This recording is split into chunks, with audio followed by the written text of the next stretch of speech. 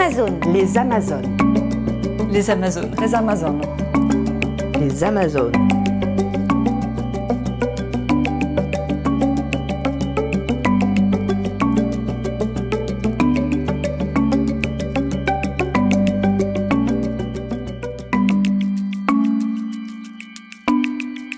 Les Amazones, c'est un projet qui montre la panoplie des femmes du XXIe siècle. C'est le projet d'Anna Marszlowska, une photographe. Un projet photographique, socio-artistique et entrepreneurial. C'est un projet de femmes pour des femmes.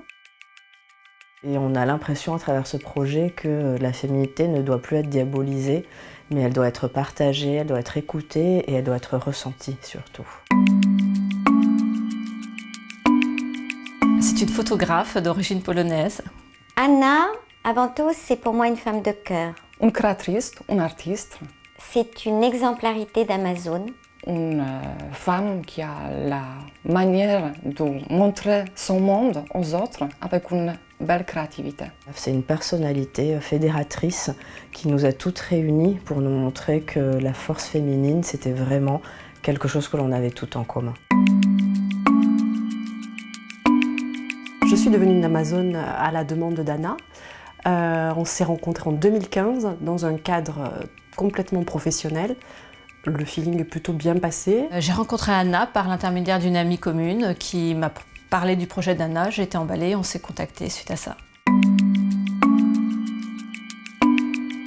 Une femme qui a choisi de vivre la vie qu'elle voulait. Aujourd'hui, je suis une Amazone à cause de 3 C.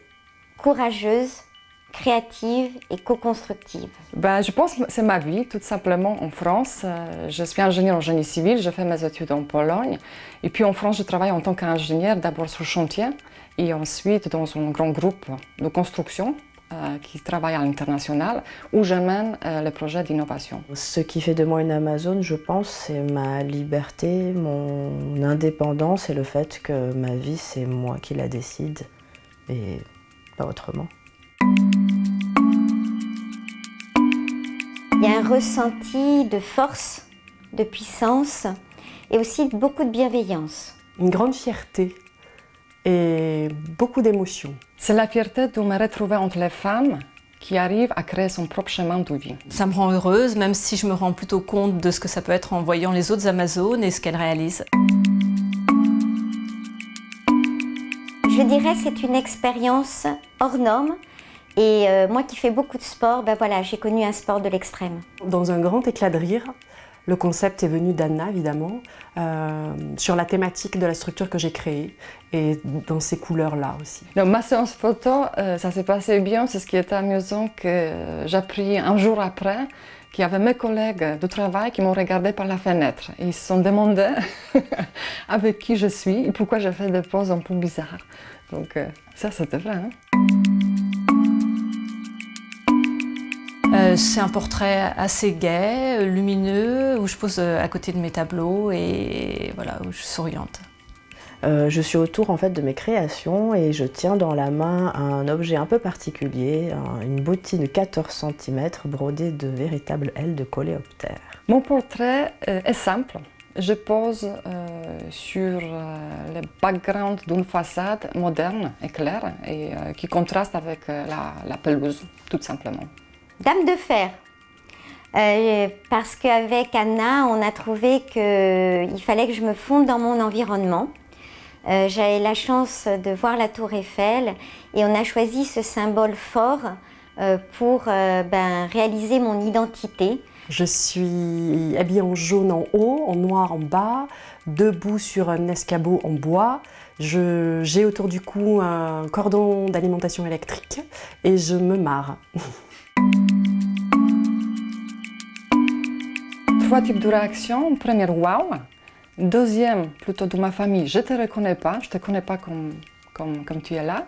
Et troisième, c'est super, mais pourquoi on ne sait pas tout ça sur toi? Les réactions étaient très positives et j'ai beaucoup d'amis qui m'ont fait la remarque que c'était vraiment agréable de me voir souriante et confiante, ce qui n'est pas forcément toujours le cas. de voir qu'il y avait une sorte de succès qui se mettait en place au travers de la photo, parce que j'étais quelqu'un plutôt de l'ombre et ça donnait une visibilité.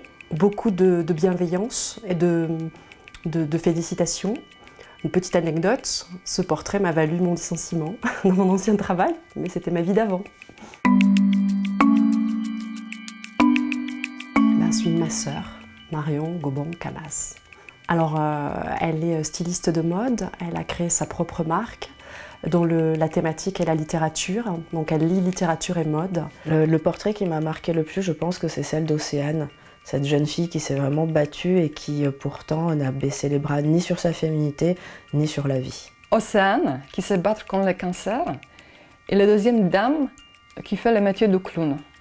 Il y en a quand même une que j'ai adorée et qui s'appelle Hélène, parce qu'elle cristallise tout ce qu'on peut imaginer d'une Amazone. Elle est sur un cheval, donc on a l'impression qu'elle va s'envoler. Elle a un oiseau sur la tête, comme elle le porte sur sa tête, ça forme un cœur. La féminité, pour moi, c'est à la fois une beauté intérieure et extérieure. Et c'est à la fois pour la femme et un pont vers le côté masculin, puisque chaque homme peut aussi porter en lui une certaine féminité. Un coup du hasard, une chance sur deux. La féminité, pour moi, c'est l'équilibre qu'on trouve entre son intérieur et son extérieur, son masculin, son féminin et une certaine douceur et la passion de la vie. C'est la liberté, l'avenir et puis c'est réinventer. C'est pouvoir faire son chemin sans répliquer celui des hommes. Et la féminité, pour moi, elle est liée avec la nature.